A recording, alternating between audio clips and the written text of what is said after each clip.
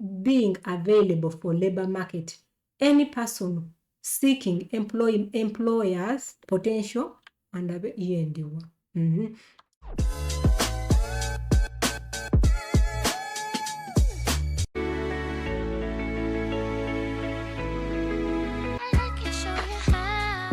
Munche baliko mwena bano Uganda gyemuwangalira kansubire muli bulungi. Olunaku lw'olwaleero tugenzeewa Luxembourg oba Luxembourg. Si oba oyo gundi mugijja wambu Luxembourg oba Luxembourg oba mugipronouncing butya simanyi. Naye tugenze Luxembourg. I'm going to show you how you can apply for a job in Luxembourg.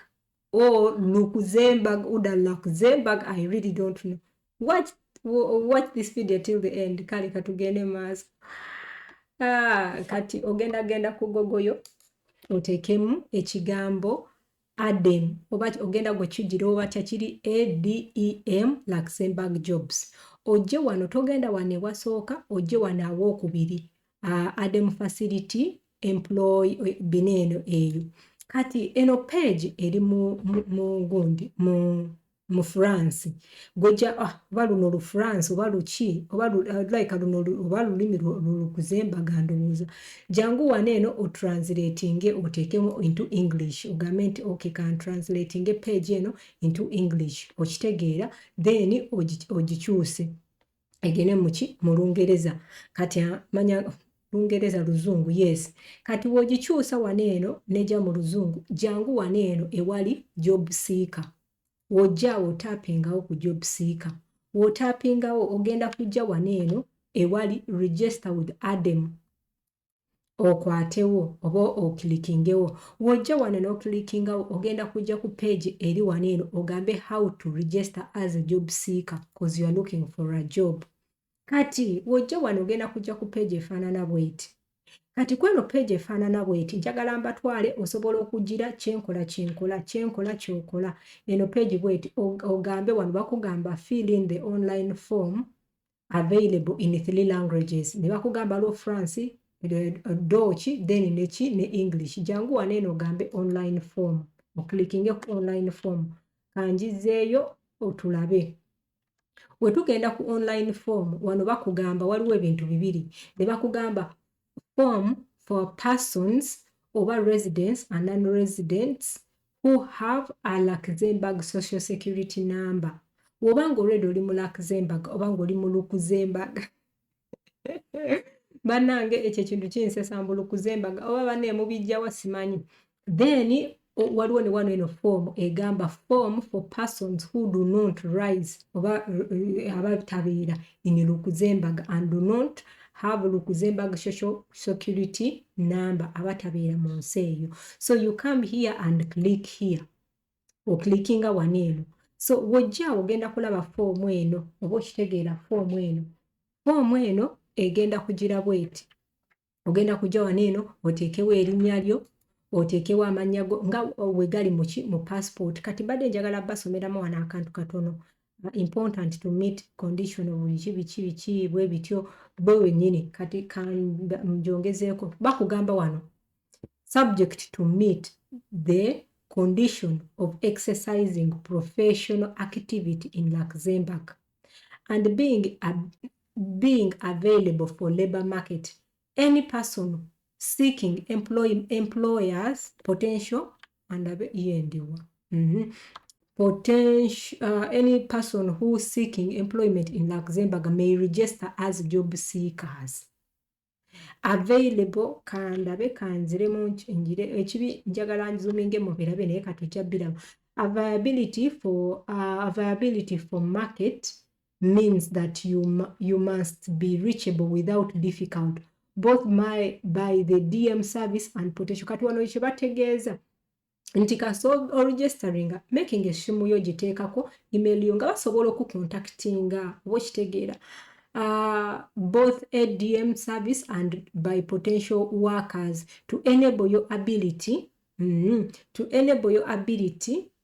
you present yourself in person at regular interview divine by bichi advisors byonna respected place dates bichi nga gwe bajja bayinza okugamba nti obiri wano genda wano wati ne bwe wati ABC denji oba olunaku bwe ruti ne bwe ruti tulina okukola ki tulina okuba nga tukola meeting n'obeerawo n'oteekako camera n'oteekako video n'olaba jangu waneeno owandiike amannya go kati nga bakugamba if you are under 18 years of age, please also fill in the following 2 fields.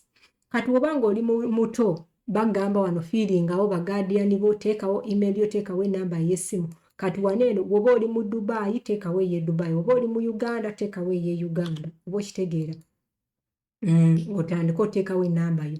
House number ebiseera ebisinga tetulina eno post box tuteekewo 256 then country Uganda oba kitegedde teekawo country gundi byonna city oba oli mu city ki oba oli Mbale oba oli ki teekawo then bagamba reason of registering a job seeker gwenga gwe reason ki jangu waneeno ogambe search for a first bichi gwe kennyini giving up self employment naye kyesisuubira gwenga gwe kiki oba kitegedde londako kyokola ki kyonooyagala ekyo nga tuvuddewo kati job seeker after dismission notice period searching for job oba okitegedde kati ng'ogira waneeno last employment relationship biki teekawo waneeno wandika message ennungi egenda okubasikiriza gwe okukubira oba okitegeera owandika message ennungi egenda okubasikiriza okukubira then ng'ogamba submit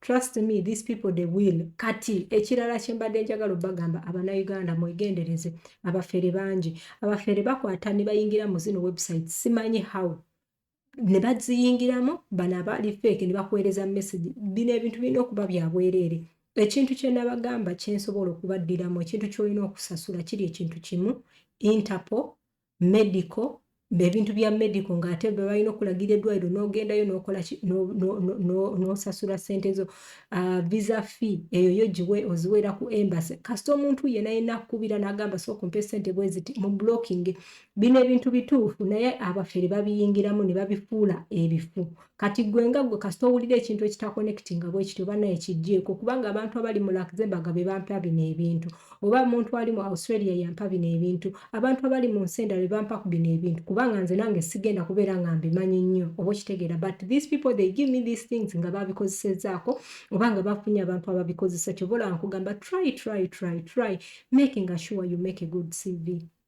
Make a good CV egenda okuyambako ebintu byo ebibeere ebigire mbagala nnyo bannayuganda mu mwenna abalikinga video zange n'abakomentinga wansi bakuba nene abaziraba ne bazireka n'abazisharingira bannammwe mbagala nnyo mukama abampera omukisa abampere kyemusinga okwagala kubanga temumanyi amaanyi ge munzizaamu nga mulaba videos zange zino nga mulaba obulango nga temububuuka nga mulaba kubanga that is the only thing wensobola okubanga nange nfuniramu so nga noonya ebintu bino bikuwa naawe kennyini nyambaako wuliriza ebintu bino bisharingireko omuntu oyinza okuba toyagala naye bikole ki bisharingireko omuntu kati waneena awalala sibalazeewo we need your CV wano bagamba please prepare your CV we need your CV for further because bitya bichi please prepare a CV carefully you can find draft here oba katono batemukalaba nojja waneeno n'olaba nga bo we baagala okole mu CV yaabwe oba okitegedde jangu waneeno olabe baagala CV efaanana etya biki ebintu bwe bityo like gwe kennyini biyitemu olabe oba okitegeera so kansubire eno video gwe bisomeeko the passport enable biki leerere byonna bisomeeko omanyi omuntu wakuwa ebintu nga akugambye n'obisomako n'obiyisaamu abannayuganda tuve mu eno system ey'okubeera ng'omuntu wakuwa ekintu kye kiba final nedda nange nnyinza okuba nina akantu wesibirabye gwe genda obyesomere buli w'onootwala obudde n'otakwata immediately kintu kyenkote n'okigurabinga n'osindikayo no manya osindika information buli wantu making sure before you do anything else you make your own investigation gwenga gwe omuntu omu making sure nti wadde nkuwadde ekintu gugenda gwe kennyini kinoonyerezeeko obudde bwo bwogenda okumala nga ovuma abantu okulaba ebintu ebitakugasa binyuma ebintu ebitatugasa by the way naye ebintu ate ebirimu amakulu birungi nnyo, mbaagala nnyo, Mukama bampeera omukisa. I love you, may God bless you.